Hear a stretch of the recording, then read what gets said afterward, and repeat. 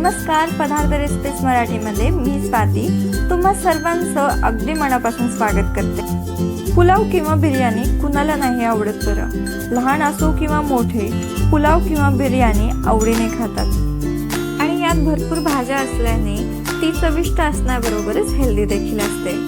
म्हणूनच तर आज आपण एकदम सुटसुटीत दाणेदार चविष्ट असा वेज पुलाव कसा बनवायचा ते पाहणार आहोत। अगदी सोप्या पद्धतीने स्टेप बाय स्टेप रेसिपी तुम्हाला दाखवणार आहे। तर व्हिडिओ स्किप न करता शेवटपर्यंत नक्कीच बघा। चॅनलवर नवीन असाल तर चॅनलला पटकन सबस्क्राइब करा।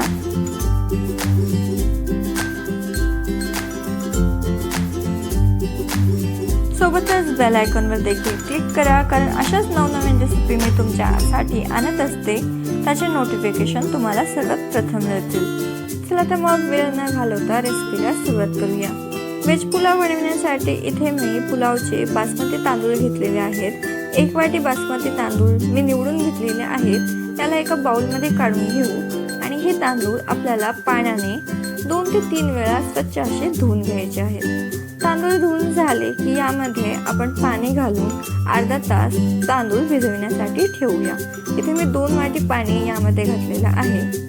तांदूळ भिजले म्हणजे त्यामध्ये स्टार्च निघून जातो आणि आपला हा पुलाव छान मोकळा होतो।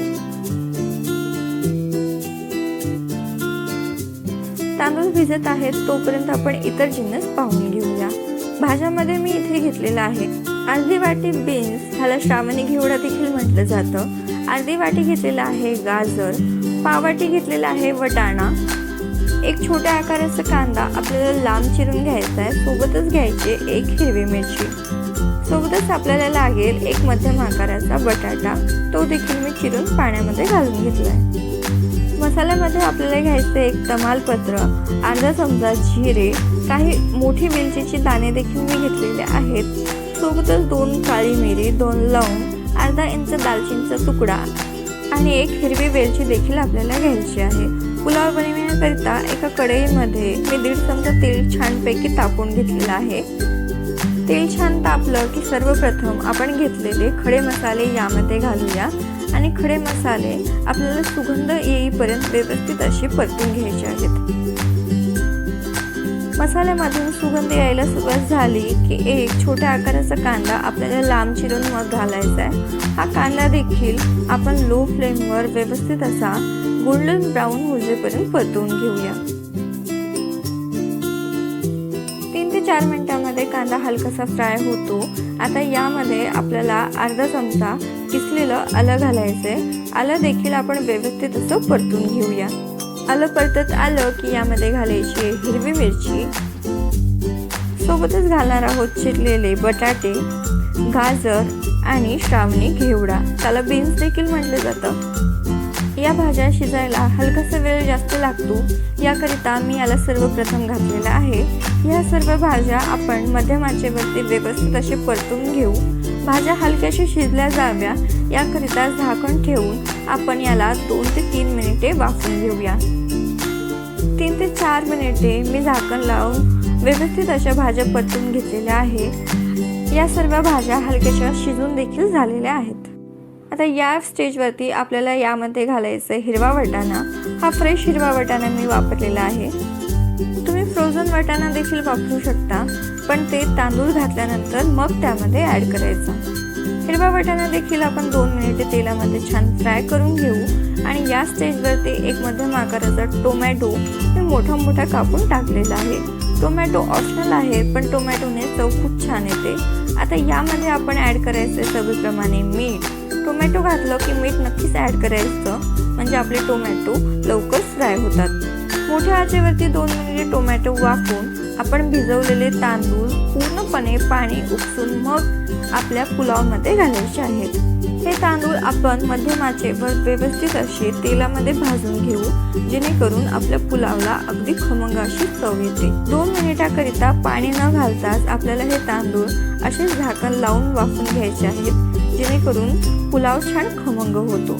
2 मिनिटांनंतर मी झाकण काढलेलं आहे आणि सर्व मसाल्यांचा फ्लेवर तांदळामध्ये छान अब्सर्व होतो। आता या स्टेजवरती आपल्याला घालायचंय 2 वाटी पाणी। जर तुम्हाला पुलाव कुकरमध्ये बनवायचा असेल तर 1.5 वाटी पाणी पुरेसं होतं. मीठ मी ऑलरेडी घातलेलं होतं, याकरिता मीठ मी आणखी घातलेलं नाही. जर तुम्हाला मीठ हवं असल्यास थोडं आणखी घालू शकता. एक वेळ सर्व साहित्य मिक्स करून घेऊ आणि एक अर्ध लिंबू आपल्याला यामध्ये पिळून घालायचंय. लिंबू पिळून घातल्याने पुलाव छान सुटसुटीत होतो आणि चवीला देखील भन्नाट लागतो. आता सर्व साहित्य मिक्स करून घेऊया आणि एक छान उकळी काढून घेऊ. इथे आपल्या पुलावला छान उकळी आलेली आहे, तुम्ही पाहू शकता. पुलाव व्यवस्थित काढून घेऊया आणि झाकण लावून मंद आचेवर 5 ते 6 मिनिटे व्यवस्थित असा पुलाव आपण शिजवून घेऊ. 5 ते 6 मिनिटानंतर मी झाकण काढलेलं आहे. इथे आपला पुलाव व्यवस्थित असा शिजून झालेला आहे. पुलाव एक वेळ काढून घ्यायचा आणि पुलावरती झाकण ठेवून 5 मिनिटे हा पुलाव असाच आपण हलकासा थंड करून घेऊ, जेणेकरून तो छान मोकळा होतो. 5 मिनिटांमध्ये इथे आपला अतिशय चविष्ट, साधा, सोपा आणि सरळ, त्याबरोबरच हेल्दी असा चविष्ट व्हेज पुलाव बनून तयार आहे. तुम्ही बघू शकता दाणेदार असा पुलाव आपला बनून तयार होतो. चवीला अगदी भन्नाट लागतो. तर या पद्धतीने तुम्ही व्हेज पुलाव एकदा नक्कीच ट्राय करून बघा आणि कशा झाला कमेंट बॉक्सद्वारे आम्हाला कळवा. रेसिपी आवडली असेल तर व्हिडिओला लाईक करा, तुमच्या फ्रेंड्स आणि फॅमिलीसोबत देखील शेअर करा. चॅनलवर नवीन असाल तर चॅनलला पटकन सबस्क्राईब करा. तर लवकरच भेटू अशाच एका नवीन रेसिपीसोबत. तोपर्यंतसाठी धन्यवाद.